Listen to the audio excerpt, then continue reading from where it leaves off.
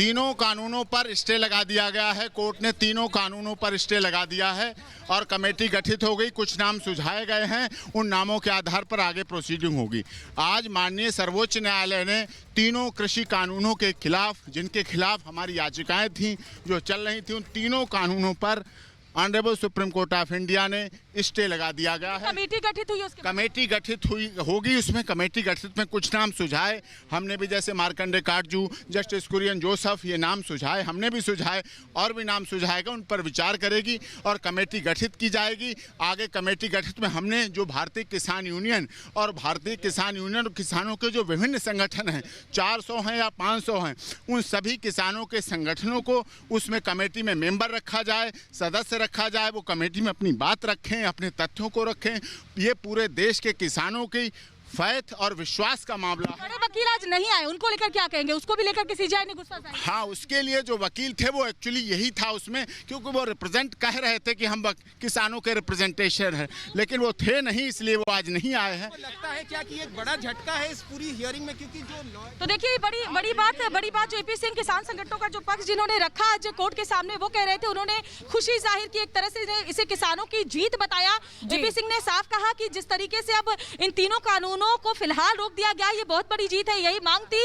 और अब कमेटी का गठन किया जा रहा है, जिसको लेकर किसान संगठनों से नाम भी मांगे गए हैं। तो उन्होंने भी मार्कंडे काटजू का नाम अपनी तरफ से दिया है, कई और सदस्यों का नाम अपनी तरफ से दिया है। और ये वैसे सदस्य होंगे, मैं आपको बताऊं, जिस पर दोनों पक्षों की सहमति बनेगी। दोनों पक्षों से ये सुझाव मांगे गए हैं कि कौन कौन से नाम आप इस कमेटी, मार्कंडे काटजू, कुरियन जोसेफ और भी जस्टिस के नाम बताए गए, उनके नाम पर विचार करके आगे कमेटी गठित की। और भारतीय किसानों के जितने किसानों के संगठन है, ऑर्गेनाइजेशन है, उन सबके अध्यक्ष को उस कमेटी में रखा जाए। हमने कहा विज्ञान भवन बहुत बड़ा है, उसमें कमेटी जब भी बुलाई जाए, मीटिंग हो तो उनके अध्यक्षों को बुलाया जाए और उसके साथ अगर लीगल रिप्रेजेंटेटिव की जरूरत है, उनके एडवोकेट को बुलाया जाए, जिससे आगे सारी प्रोसीडिंग हो सके। संगठन बैठे हैं बॉर्डर पे, वो तो आए ही नहीं है उनके रिप्रेजेंटेटिव यहाँ पे। इसको किस तरह से समझाया और कितना समय लगेगा? ये पूरा समय लगेगा, कमेटी टाइम लगेगा, लेकिन कानूनों पर रोक लगाना भारत के किसानों की सबसे बड़ी जीत है और ये सरकार की हार है। माननीय सर्वोच्च न्यायालय ने कहीं न कहीं माना कानून गलत थे,